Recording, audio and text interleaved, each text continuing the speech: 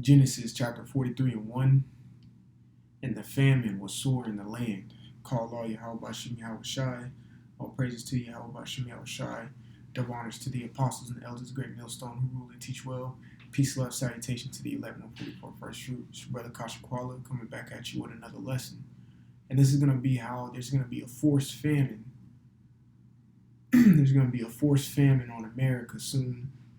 And this is what's going to make people see these apparitions and these creatures.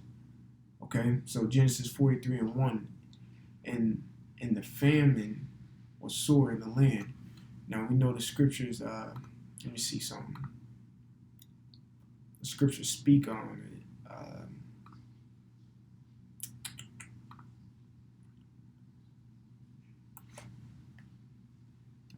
Give me one moment. What is it? Yeah, Isaiah 46 and 10, declaring the end from the beginning. All right. So the scriptures speak the end times in the beginning of the book. So here in Genesis 43, yes, you can take this little small verse and apply it to what we're about to see soon. So it says, and the famine was sore in the land. And I'm speaking about a literal famine. I know there's gonna be a famine of the word, but I'm speaking about the literal famine. Okay? So Isaiah 46 and 10, just to finish it off, declaring the end from the beginning, and from ancient times the things that are not yet done, saying my counsel shall stand, and I will do all my pleasure. Exactly. From ancient times, this is an ancient time for something that is not yet done. Okay, that's going to be in America. There's going to be a sore famine in the land. All right, and when you go into this is when Joseph was in the land. Now, Pharaoh had a dream about the 7 and 7, and Joseph broke it down like it's going to be 7 years of plentiness and 7 years of famine.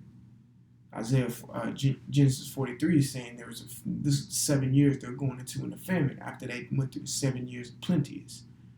Okay, so this is the same thing that's going to happen to this Egypt today. There's going to be a sore famine in the land, literally, and this place is already in a famine. Why? Because we're eating GMOs. Nothing's real here. Okay? Everything's fake. Everything's tainted. Everything's defiled. They got to the point like where our people love shrimp, lobster, crab, and pork. When those are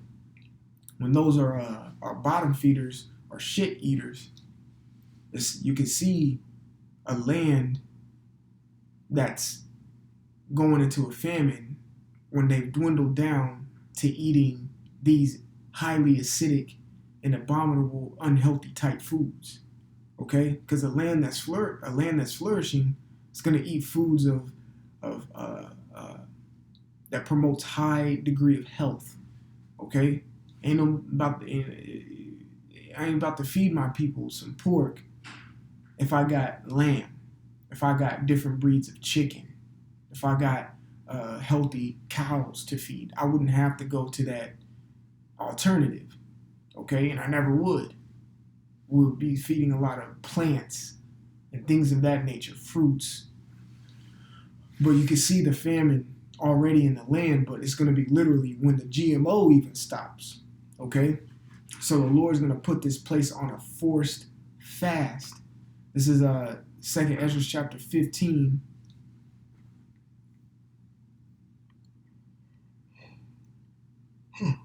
Excuse me. 2nd Ezra chapter 15 and 5. It says, behold, saith the Lord, I will bring plagues upon the whole world. Salakia, upon the world. The sword, the famine, death, and destruction. Exactly. Okay, in that order. There's a sword, then a famine is going to hit, and after the famine, death and destruction. Okay? So, that famine is about to hit. Now, the reason why I want to say there's going to be a forced fast on this place is because what you read, let me get it real quick. And what you read in Wisdom of Solomon 17. Now, when you fast, I'm speaking about us, sincere individuals, when we fast, we look for spiritual growth and to see spiritual things. Okay? Now, according to this script, spiritual things are going to manifest. How else are they going to manifest? If the Lord puts a forced fast. All these people, a lot of people going to die from the famine, but all these people are not going to be eating and indulging and submerging their face in a fat plate of pork rinds or a fat plate of shrimp scampi or a fat plate of all these other things, or over consuming beef and chicken and all these things. They're going to be forced to fast from those things, making their flesh very weak and their spirit more exposed to see these things that the Lord is going to bring upon them. Okay? So I'm gonna be 100. Wisdom of Solomon is one of the most, freaky type scary movie books that you can read in the Bible, man. Okay? So I'm gonna skip to the point. Give me one moment.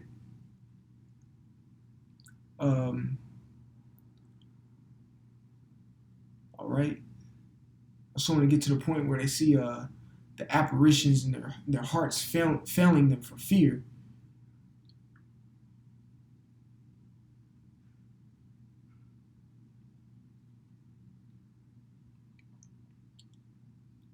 All right. So Wisdom of Solomon 17 and 15. So this forced fast is going to make them see spiritual things because their flesh is going to be afflicted. When we afflict our flesh, we start growing spiritually because we let go of certain things to increase us spiritually and increase us intellectually to understand things through the Spirit and see things through the Spirit. Because the Lord expects a spiritual being when he comes back, not no carnal individual. Okay? So it says, Wisdom of Solomon, chapter 17 and 15. I'll start at 14.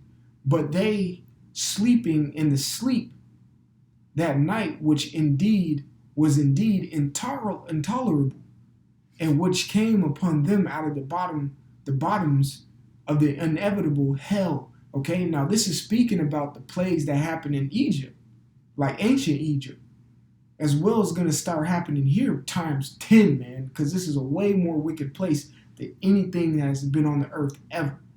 Okay, so verse 15 says, we're partly vexed with monstrous salakia, apparitions, and partly fainted, their heart failing them. They're having heart attacks from seeing these creatures. You ever seen the movie Insidious? The movie Grudge? Okay, the movie It? They see these monsters in beings that manifest themselves in front of them. And other people can't see because they don't have a spiritual eye. But these people are going to see, these wicked two-thirds and these wicked heathens, they're going to see because the Lord's going to put them on a worldwide fast. Okay? He's going to strip the food away from, the access of food away from everything. And the little food that is left is going to be to feed his servants, to continue doing the work that we have to do during Jacob's trouble. Our work is just going to change. We still going to do it, but our work is going to change from being on the highways and byways to doing healings, to doing Jeremiah 16 and 16 type things, flying around teleporting, taking a group of 5,000 people and leading them to salvation. It's going to change into a different atmosphere of work. Now, it's going to change into a different atmosphere of hell for these people. Unknowingly, they're living in hell right now, okay? But their hell is just going to have to change a little bit. A lot of it. And they're going to be put on this forced fast, seeing these apparitions because their flesh is going to be afflicted and their spirit's going to be more exposed to see these things. And angels are going to manifest themselves. Demons are going to manifest themselves. Principalities and powers are going to manifest themselves into these people, and they're going to fail in their heart. That's a heart attack, man. It says, we're partly vexed with monstrous apparitions and partly fainted, and their heart failing them for a sudden fear and not looked for came upon them. Exactly, not looked for. That's what it says in the book of Thessalonians. Though peace and safety, sudden destruction cometh upon you like a woman with travail. It just happens. Water breaks, the next thing you know, they're having them bad contractions, and they did not expect that. It could have been a regular ass day. Next thing you know, they having bad contractions, and the womb is ready to pop. It's the same thing that they're gonna see. These apparitions are gonna pop up out of nowhere. Leviathan, even though it's not an apparition, it's an actual creature on earth that can actually be seen with the naked eye, but the Lord has to release it. It's gonna make people catch a heart attack just off of straight fear. Okay, we see these scary movies. These scary movies make you jump. Think about actually seeing it when it comes to reality. You know, so a forced fast is gonna be upon this land. It's gonna ruin these people because it's gonna make them see with some type of spiritual eye.